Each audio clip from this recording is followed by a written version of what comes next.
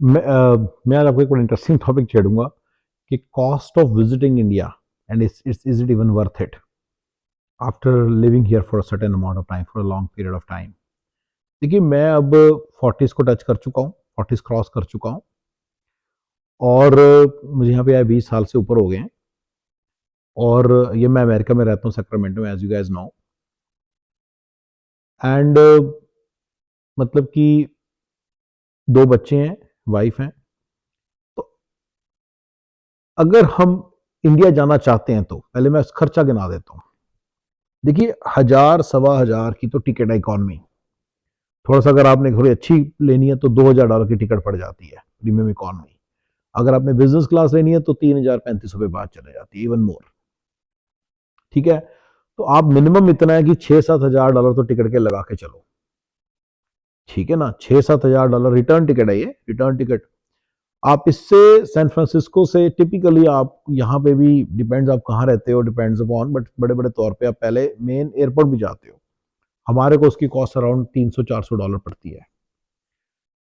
उसके बाद Chandigarh direct flight नहीं होगी, आपके नेटिव डायरेक्ट फ्लाइट नहीं होगी, किसी की भी नहीं होती।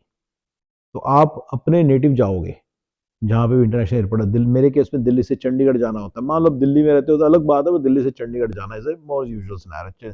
बैंगलोर लोग दिल्ली से कहीं और जा रहे होते हैं, अक्सर ये बड़ा कॉमन है, कनेक्टिंग फ्लाइट होती है।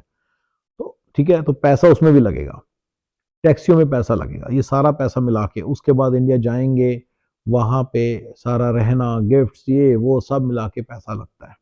बात $10,000 पे आराम से चले जाती है, 10 11 12 हजार डॉलर पे। इंडिया में कहीं और घूमा तो और पैसे लगेंगे।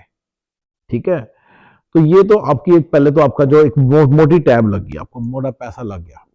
दूसरा, हैसल।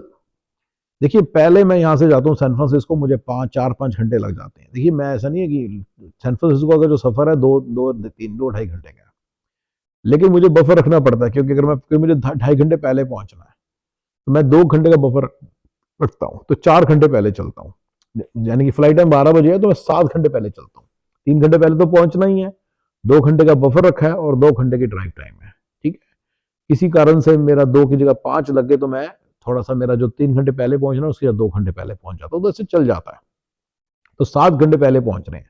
आप लगाइए कि आप मान लीजिए मतलब आपकी 12 बजे की फ्लाइट है दोपहर की, तो आपको 5 बजे निकलना है घर से।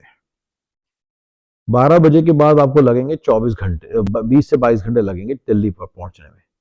दिल्ली में अगर तो आप टैक्सी से सीधा चले गए तो आपको 2 घंटे निकलने के बाहर एयरपोर्ट में आने के, और उसके बाद 5 घंटे और लगा लो, 7 घंटे और लगेंगे।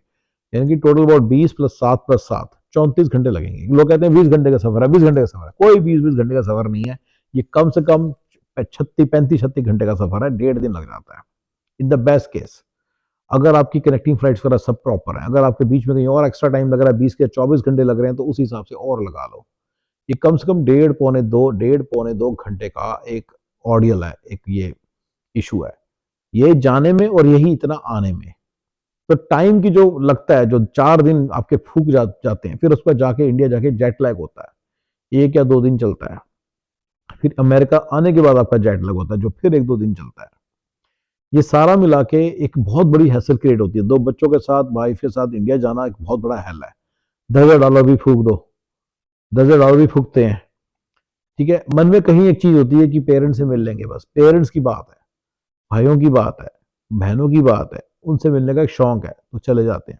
लेकिन मैं आपको एक बात बताना चाहता हूँ, कजन्स क्या और आपके बहुत क्लोज फ्रेंड्स हैं, उनकी बात अलग है, पर अमूमन तो जो आपके दोस्त हैं, जो आपके कोई और लोग हैं जो इतने क्लोज फ्रेंड्स नहीं है, तो क्लोजेस्ट फ्रेंड तो एक अलग बात होती है। देखो भाई, वो तो ब्रदर की तरह ही होता है, उसके बाद की बात हो रही है।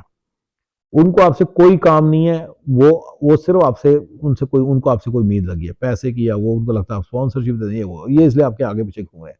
आप 10,000 12,000 डॉलर खर्च के 4 घंटे लगा, 4 दिन लगा के, अपनी हड्डियां तोड़वा के, अब 4 दिन आप आराम नहीं कर रहे थे, सिर्फ टाइम ही लग रहा था, आपकी एनर्जी भी वेस्ट हो रही थी। आप वहां पे जाके और जेट लैग बुरे हाल करवा के, मैंने हड्डियों वाली बात पहले क्लियरली बताई कि हड्डियां भी टूट जाती हैं, थक जाता है इंसान बुरी तरह से। ठीक है ना, वहां जाके उसके बाद जाके अगर आपका मतलब आपको उनके लिए आप पोटेंशियल लीड ही हो, बस जितने लोग रियल एस्टेट वाले सारे आपके आगे पीछे घूम रहे हैं कि जी किसी ने रियल एस्टेट लेगा। तो ये सब जो चीजें हैं, ये सब चीजें अगर आपके आसपास हो रही हैं, तो मुझे बताओ कि कहाँ बेनिफिट आपको। क्या रीजन आपका इंडिया जाने का, मतलब ही नहीं बनता। सिर्फ और सिर्फ पेरेंट्स के लिए जा सकते हैं और ब्रदर्स के लिए जा सकते हैं, सिस्टर्स के लिए जा सकते हैं, सिबलिंग्स के लिए जा सकते हैं। तो बड़े बड़े तौर पे इंडिया जाना वर्थ नहीं रहती 10-12 साल के बाद। जिसको समझ में लगे, जिसको जितनी जल्दी समझ में आ जाए वो उतना ही स्मार्ट है, वो मेरे CSF को फिर फॉलो कर रहा है। देखिए मेरा कंप्लीट सक्सेस फॉर्मूला है CSF, ठीक है। इसमें सिर्फ पैसे नहीं मैं कमाना बता रहा, मैं पैसे प्रिजर्व करने बता रहा हूँ, अपनी लाइफ को एक फुलफिलिंग वे में जीना बताऊंगा कैसे करना है। तो उसके अंदर ये चीज़ फिट बैठती है कि आप इंडिया मत ही जाइए, आप पेरेंट्स को यहाँ लाने की कोशिश कीजिए। मैं आपको इसके भी बेनिफिट्स बताऊंगा अभी, ठीक है ना। जॉइंट पेरेंट्स अगर आपके साथ रहते होंगे, बच्चों को पेरेंट्स मिल जाएंगे, उनके अंदर आपकी कल्चर जाएगी। अब पेरेंट्स के थ्रू आप तो इतनी नहीं डाल सकते, पेरेंट्स डाल सकते हैं उनके अंदर। यहाँ पे आएंगे आपको एक तसल्ली रहेगी, पेरेंट्स का रहना एक अपने आप में बड़ी तसल्ली देता है।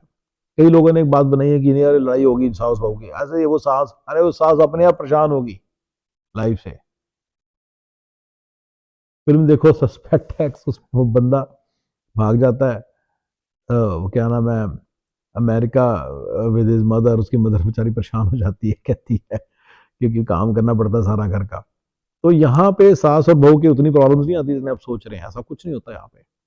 सब एंजॉय करते हैं अपनी लाइफ, अच्छा टाइम निकलता है। वो स्मार्ट बंदे होते हैं, सास को भी पता होता है कि बहू है तो मेरा खड़ी हूँ, बहू को पता होता है सास का एक बेनिफिट हो रहा है मुझे, तो कोई पंगा नहीं होता। यहाँ पे जॉइंट फैमिली बहुत अच्छा चीज काम कर सकती है, तो उनको यहाँ लेकर आओ, ब्रदर्स को यहाँ मूव करवाओ। अगर आपके ब्रदर्स हैं इंडिया में या इधर उधर, उनको यहाँ मूव करवाओ, आपको ज्यादा बेनिफिट होगा। कई लोग इस पर बहुत, पता नहीं क्या मैंने देखा, कई लोगों को बड़ा होता है कि यार मैं यहाँ पहुंच गया, किसी और को ना आने दूं। अगर आप अमेरिका आ गए और आपको फुलफिलिंग आप जीनी है, सब कुछ करना है, तो अपने पेरेंट्स भाइयों को यहाँ पे बुलाने की कोशिश करो, किस तरह से लाने की कोशिश करो, लाइफ का चार्म क्रिएट हो जाएगा आपको थोड़ा सा। तो मैंने एक वीडियो में बताया ना कितना प्रॉब्लम है यहाँ पे, अकेलापन फील होता है बहुत ज्यादा, वो सारे इश्यूज यहाँ पे दूर हो जाएंगे अगर आपके पेरेंट्स आपके साथ हैं, आपके घर वाले आपके साथ हैं। तो ये मतलब थोड़ी चीज है जो मेरे को लगता है कि होनी चाहिए। बट आपका इंडिया जाना हर दूसरे दिन सिर्फ एक स्टुपिडिटी है, सिर्फ एक स्टुपिडिटी है, बहुत बड़ी स्टुपिडिटी है जिसका आपको अंदाजा ही नहीं है। ये कोई फायदा नहीं होने वाला, सिर्फ और सिर्फ आपका दिमाग खराब होने वाला है। इंडिया जाके कई लोगों को तो मजा ही बड़ा आता है, क्योंकि 1 रुपया 80 रुपये का हो जाता है और खर्चने में मजा आता है। एक छोटी सी खुशी के लिए आप कर जाते हो, कितनी वेन सी खुशी है। अमेरिका में जहाँ पर रह रहे हो, टिपिकली ऐसे बंदे अमेरिका में बहुत बुरे तरीके से रह रहे होते हैं, तो क्या फायदा ऐसे करने का, ठीक है ना। वो तो 1 महीना है, 2 साल के बाद। तो एनीवे, तो बेसिकली जब एक बार बंदा अमेरिका आ जाता है, उसका इंडिया जाना बहुत मुश्किल है, उसको जाना भी नहीं चाहिए। It's not worth it to go to India and visit India and spend all this money and time and effort and energy and then get nothing in return, ठीक है। तो अब बंदे कहते हैं पेरेंट्स से कैसे मिले, मेरा तो यही आंसर है कि आप पेरेंट्स को यहाँ बुलाओ। जो बंदा जितनी जल्दी यहाँ बुला लेगा अपने पेरेंट्स को, यहाँ पे बुला लेगा और उनके हिसाब से, पेरेंट्स के हिसाब से चले गया। यानी कि मैं बताता हूँ, एग्जाम्पल देता हूँ, जब घर लिया जैसे वीरान इलाके मत लो, फिर ऐसी जगह लो जहाँ पे पेरेंट्स पैदल चल के कहीं पे जा सके, जहाँ 4 लोग उनको दिख जाए, ठीक है ना। आसपास लोग लोग रहते हो और भी देसीज, तो उससे थोड़ा सा अच्छा रहता है। आपको आपकी पसंद है मैं देसियों के बीच में रहना, बट अगर आपके पेरेंट्स आपके साथ रहते हैं तो देसियों के बीच में रहो। छोटे मोटे गेट टुगेदर्स करते रहो, जिनके पेरेंट्स यहाँ पे आए हुए उनके साथ। तो ऐसी चीजें करने से पेरेंट्स का थोड़ा दिल लगा रहता है, और आपके साथ आपको एक खुशी, आपकी लाइफ में खुशी रहेगी और आपके बच्चों की लाइफ में एक कल्चर रहेगी, ठीक है गाइस। Alright, thank you.